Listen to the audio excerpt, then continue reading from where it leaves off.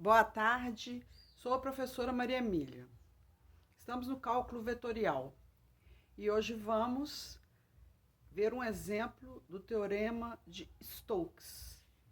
O teorema de Stokes é uma versão 3D do teorema de Green.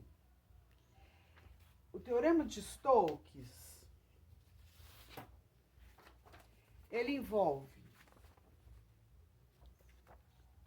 uma superfície, uma curva C fronteira no espaço tridimensional. O vetor normal varia continuamente ao longo de S, que é a superfície. F é um campo vetorial cujas componentes são funções contínuas com derivadas espaciais contínuas que estão numa região do R3, que está na região do R3, que contém S.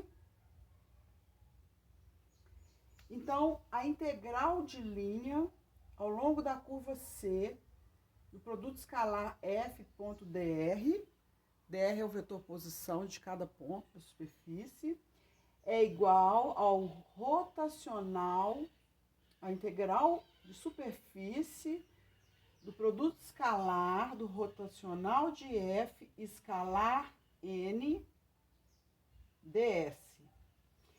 Então, S é uma superfície orientada positivamente. A curva C você a percorre. Se você percorrer aqui a pé, você vai colocar a sua cabeça sempre na direção de N e a superfície estará sempre à sua esquerda. Significa que a superfície está orientada positivamente. A interpretação física. A interpretação física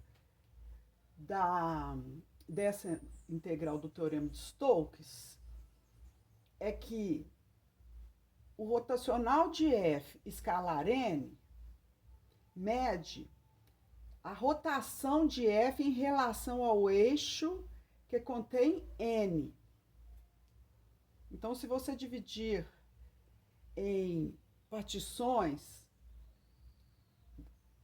da superfície em cada ponto, você vai ter uma circulação. Então, ela é chamada também de integral de circulação, porque mede a tendência de um fluido circular ao longo da curva C. F pode ser considerado como um campo de velocidade de um fluido.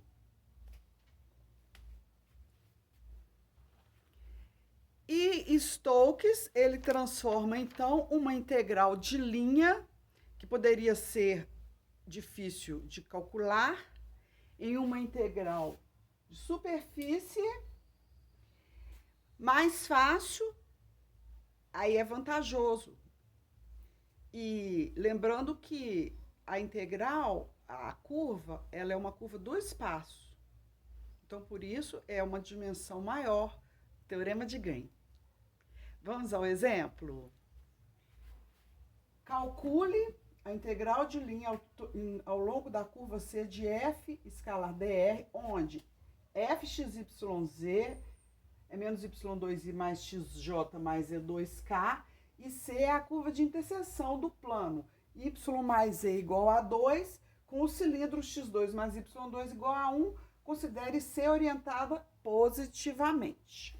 Então, nós temos aqui o cilindro x2 mais y2 igual a 1, representado aqui no R3, o plano inclinado, y mais e igual a 2, interceptando o cilindro. A interseção é a curva C, o sentido é anti-horário, porque você vai rodar a curva de acordo que ela, essa superfície, que é essa elipse, cuja fronteira é a curva C, a C é uma elipse e a superfície é uma superfície elíptica. Então, nós vamos calcular essa integral usando o teorema de Stokes. Então, nós vamos transformar a integral de linha, f.dr, numa integral de superfície rotacional de f escalar n ds. Então, a primeira coisa que nós temos que fazer é calcular o rotacional de f.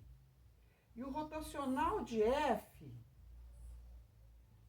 é um produto vetorial do operador diferencial nabla vetorial f. Então, é um determinante. Então, a gente coloca na primeira linha IJK.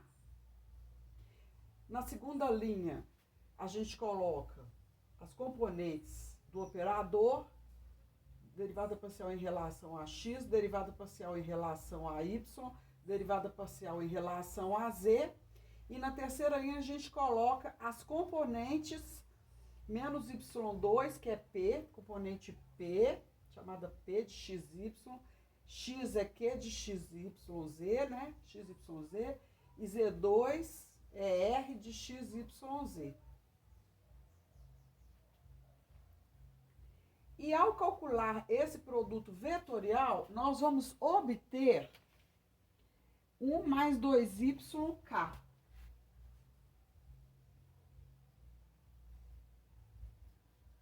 Porque na direção I e na direção J vai dar um vetor, a componente zero, nula. Depois, nós temos que calcular o vetor unitário normal. E ele vai ser menos derivada parcial de f em relação a xi, menos derivada parcial de f em relação a y, de f não, de g, eu vou explicar aqui que é g minúsculo, desculpa, g minúsculo em relação a y, j mais k, fórmula já deduzida anteriormente. Onde g, nós vamos considerar aqui então que z,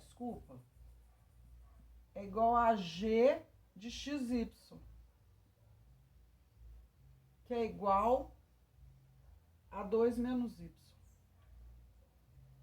que é o plano, que a superfície está,